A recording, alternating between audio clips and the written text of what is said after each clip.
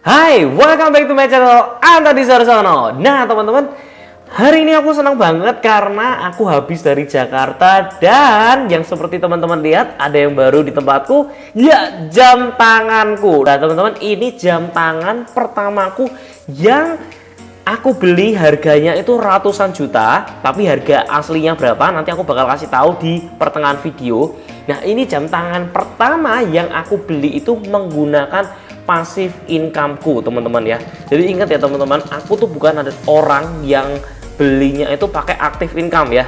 Aku beli sesuatu, beli barang itu harus pakai passive income, ya kan? Nah, sebenarnya teman-teman, aku tuh bukan pengen jam tangan yang ini. Ini jam tanganku tuh sebenarnya bukan yang ini yang aku pengen. Yang aku pengen itu yang Skydealer, itu yang warnanya rose gold, yang warnanya emas. Ini gambarnya kayak gini.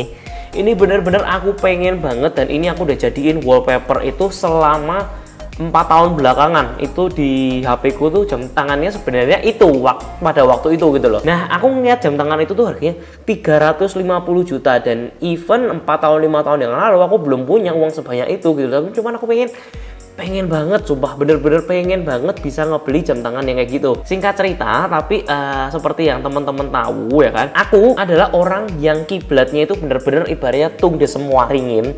Orang yang harus ngajarin aku untuk membeli barang itu semua harus dari passive income.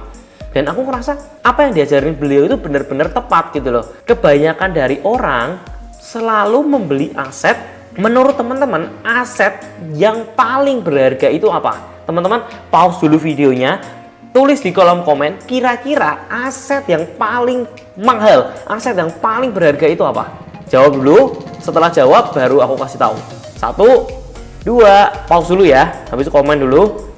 3, yang paling berharga itu adalah waktu teman-teman, karena waktu itu nggak pernah bisa diulangin lagi. Dan kalau nggak ada waktu kita nggak bisa make money ya.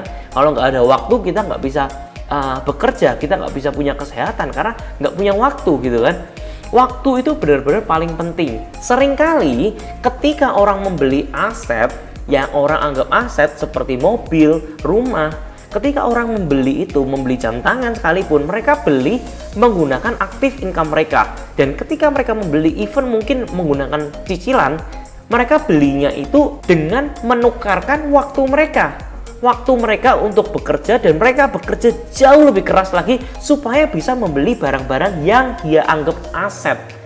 Nah teman-teman, menurutku itu enggak bener banget, karena ketika kalian belum mampu untuk membeli itu, fokus kepada investasi terus sampai akhirnya investasi tersebutlah yang bisa membeli barang-barang mewah kalian. Nah teman-teman, aku beli jam tangan ini harganya tuh berapa? Harganya itu 200 jutaan. Aku gak bakal kasih tahu angka lengkapnya, tapi ini 200 jutaan dan hampir ke 300. Nah cuman teman-teman ya, memang setelah membeli ini aku tuh ngerasa kayak gila, ini amazing banget. Walaupun teman-teman ya, yang sebenarnya aku pengen itu adalah Skydealer yang harganya 350 juta. Tapi aku nggak bisa ngebeli itu karena teman-teman tahu nggak, harganya sudah berubah menjadi 520 atau 530 juta. Bener-bener udah nggak masuk akal. Dan kalau misalkan aku beli kayaknya, wah itu masih belum pantas banget, jauh banget lah. Aku pikir nanti dulu aja. Aku beli yang bisa aku beli pakai passive incomeku, dan which is aku itu udah ngumpulin duit dari hasil investasi kos-kosan. Aku kumpulin setiap bulannya. Oke, akhirnya bisa kebeli dan akhirnya aku beli. Nah itu prinsip dari hidupku. Jadi aku nggak bakal ningkatin gaya hidupku teman-teman. Seperti yang teman-teman tahu, aku juga bukan yang sukanya glamor gimana banget, karena aku ngerasa aku nggak mau keluarin uang dari active incomeku. Semua active incomeku aku putar langsung ke aset properti, ke aset kos-kosan. Dari kos-kosan itu yang menghasilkan income, setelah aku tabung, aku bisa pakai uangnya itu buat apa aja. Either aku putar lagi ke investasi atau beli barang-barang seperti ini. Nah teman-teman, dari sini aku sebenarnya tuh nggak pengen sombong. Bener-bener ini tuh bukan untuk pamer banget lah. Maksudnya ini emang aku tuh pengen ngasih tahu kalian bahwa ketika aku beli ini ada satu hal yang bener-bener aku tuh kayak gila, ini bener-bener kok bisa ya akhirnya bener-bener tercapai, kok bisa ya akhirnya bener-bener apa yang aku visualisasikan dulu akhirnya bener-bener tercapai. Nah, jadi aku bakal flashback sedikit ya. Sebelum aku membeli jam tangan pertamaku ini, teman-teman tahu nggak, jam pertama yang bener-bener aku pengen banget itu adalah jam tangan Emporio Armani, namanya ini Emporio Armani Chronograph Brown Leather Watch AR1701. Bentuknya seperti ini. Aku bener-bener pengen banget jam tangan ini. Dan kronologisnya itu seperti ini. Aku nonton videonya tentang Law of Attraction. Mungkin teman-teman juga harus nonton itu. Itu videonya bagus banget. Di sana diajarkan untuk bagaimana cara kamu memvisualisasikan sesuatu sampai benar-benar akhirnya barang itu bisa jadi milikmu. Nggak peduli caranya gimana, jangan fokus ke caranya, tapi fokuslah barang itu. Kamu lihat barang itu tuh udah ada sampai di tangan kamu. Dan teman-teman tahu nggak, waktu aku pengen banget jam tangan itu, harganya tuh dulu kalau nggak salah tuh 4 juta atau 5 juta aku. Itu sekitar 6 tahun yang lalu atau 7 tahun yang lalu. Mungkin 8 tahun yang lalu, malah 8 tahun yang lalu itu aku bener-bener pengen banget jam tangan ini. Dan aku ngeliatin terus, aku fotoin. Dan teman-teman tahu nggak, aku ketemu jam tangan yang langka ini itu di Singapura waktu itu. Aku di Singapura, aku ngeliat, aku bilang, wah gila sih, ini bener-bener the power of visual. Aku bener-bener nyarinya aja tuh susah setengah mati, tapi kebetulan di store-nya Singapura tuh ada.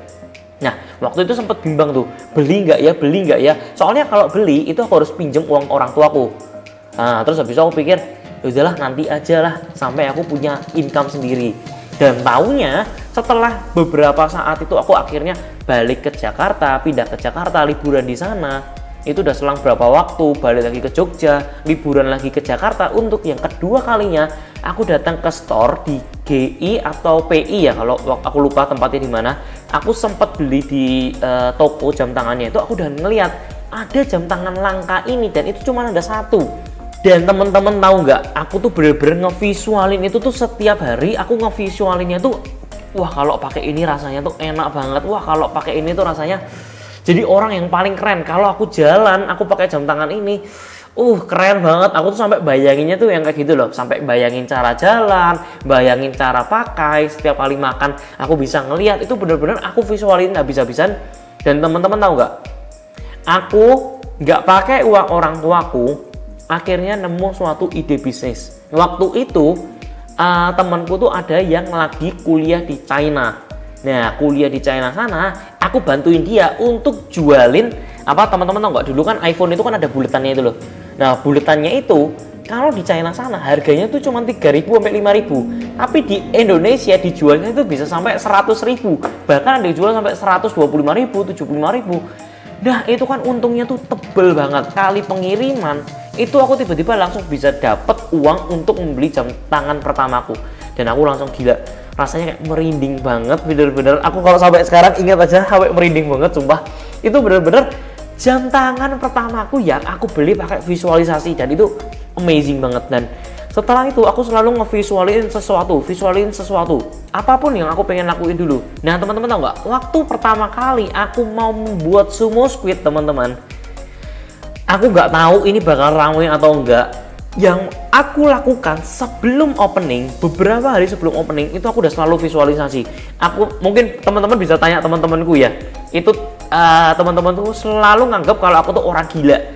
Jadi aku di kamar, aku naik di atas ranjang, aku teriak, wah silakan semua squidnya, mari, rame banget, thank you teman-teman yang udah datang. Aku tuh sampai visualisasiin kayak orang gila gitu. Thank you udah datang. Pokoknya ini, oh iya thank you udah mau tanda tangan untuk franchise di luar kota. Wah, semua squid bakal ada di mana-mana. Terus aku sampai bikin peta, teman-teman. Bikin peta, aku tulisin gambarannya. Aku mau buka di sini. Teman-teman tahu nggak? Hanya dengan visualisasi gila yang seperti itu ya, teman-teman. Aku bener-bener melakukannya. I did it. Even itu benar-benar nggak logik ya. Mungkin kalau misalkan sekarang itu franchise itu memang secara logika itu gampang banget ya. Tapi teman-teman, 6 tahun yang lalu orang punya cabang di luar kota itu bisa dibilang orang gila. Karena apalagi usianya tuh masih 19 tahun. Itu pasti orang anggapnya nggak mungkin banget. Karena kalau dulu kan sosial media belum terlalu besar ya. Tapi aku udah visualisasi dulu. Walaupun aku belum tahu sosial media kayak gimana, sosial media sekencang apa, aku udah visualisasiin dulu. Oke, bakal ada di mana-mana. Thank you, udah tanda tangan di sini, tanda tangan di sana. Oke, dapat income dari franchise gini-gini. Itu bener-bener semua aku udah visualisasiin. Itu bener-bener itu tercapai, dan setiap kali ngeliat itu aku bener-bener merinding banget. Nah, teman-teman tahu nggak? Yang aku visualisasikan di tahun 2016, ini ada fotonya kayak gini. Aku visualisasiin kalau aku punya income itu ratusan juta, 100 juta ke atas. Dan teman-teman asetnya di atas 50 miliar. Teman-teman, hari ini itu teman-teman lihat ya, ada tanggalnya 30 Desember 2020. Teman-teman, itu kalau nggak COVID, aku bisa punya aset dengan harga segitu ya. Harusnya. Karena aku percepatan penambahan propertinya itu super cepat. Walaupun itu hutang, tapi kalau itu aset yang aku jual, aku bisa punya nominal yang seperti itu gitu. Jadi teman-teman bisa dibayangin ya, betapa visualisasi yang sangat-sangat murah, sangat-sangat gampang ini bisa merubah kehidupanmu menjadi bumi dan langit. Nah, mungkin teman-teman apa yang ada di foto sama yang benar-benar aku inginkan itu nggak benar-benar sama. Tapi teman-teman, ibaratnya meleset-meleset dikit, aku tetap dapat di salah satu apa yang aku inginkan itu. Jadi yang waktu kemarin passive income-nya ratusan juta, asetnya 50 miliar, aku cuman bisa dapat yang di passive income-nya. Tapi ini nggak masalah gitu loh. Ibaratnya aku nembak ke bulan, ngarahinnya ke bulan, tapi melesetnya ke bintang. Jadi masih oke gitu loh. Dan aku sama persis juga, yang aku pinginin itu adalah jam yang scaduler. Tapi ternyata aku cuma bisa belinya yang Hulk dulu. Gak masalah, berarti aku tetap nembak yang jatuhnya ke bintang juga. Jadi benar-benar hati-hati banget sama apa yang kamu pikirkan. Karena sesuatu yang kamu pikirkan terus-menerus itu bakal benar-benar terjadi.